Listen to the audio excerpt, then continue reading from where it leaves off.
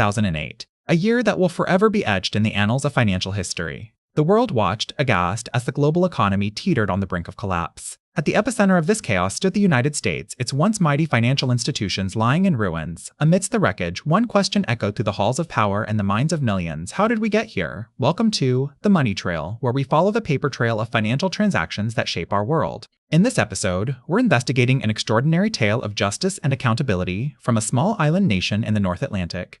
This is the story of how Iceland jailed its bankers while the rest of the world bailed them out. To understand this tale, we must first revisit those fateful days in 2008 when the global financial system ground to a shuddering halt. The catalyst, complex financial instruments known as derivatives, which had become so convoluted that even the experts couldn't fully grasp their implications. In the years leading up to the crisis, banks around the world had been on a lending spree, doling out trillions of dollars in loans to home buyers and investors alike. Much of this debt was then bundled into mortgage-backed securities, which were sold to investors seeking higher yields than those offered by government bonds. By late 2006, however, it became clear that many of these borrowers would never be able to repay their loans, and the housing market began to decline. As defaults mounted, MBS values plummeted, leaving investors with massive losses. In response, panicked investors started selling off their holdings, triggering a vicious cycle of falling asset prices and further sell-offs.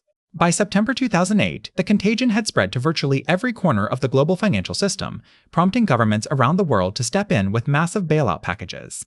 But not Iceland. In a bold and controversial move, this tiny nation chose to take a different path, one that would ultimately lead to justice for its citizens and a rebuke for the excesses of global finance. This is their story. Stay tuned as we unravel The Money Trail. In the years leading up to the global financial crisis of 2008, Iceland experienced an unprecedented economic boom.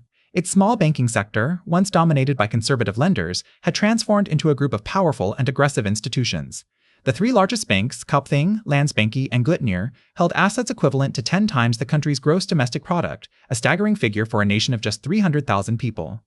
Fueled by risky lending practices and an insatiable appetite for growth, Iceland's banks embarked on a global expansion spree. They acquired foreign assets, opened branches in London, and offered attractive interest rates to foreign depositors through online banking services like the infamous Iceland. Between 2003 and 2008 marked a turning point for Iceland. Its banking sector, which had grown to be 3 times the size of the country's gross domestic product, was about to crumble. Fueled by risky lending practices and an insatiable appetite for growth, Iceland's banks embarked on a global expansion spree. They acquired foreign assets, opened branches in London, and offered attractive interest rates to foreign depositors through online banking services like the infamous Iceland, operated by Landsbanki. By October 2008, it became clear that Iceland's banks had overextended themselves. The total debts of these institutions exceeded 100 billion, an astronomical figure considering Iceland's population was merely 300,000. As the global financial crisis intensified, investors lost confidence in Iceland's banking system, leading to a severe liquidity shortage.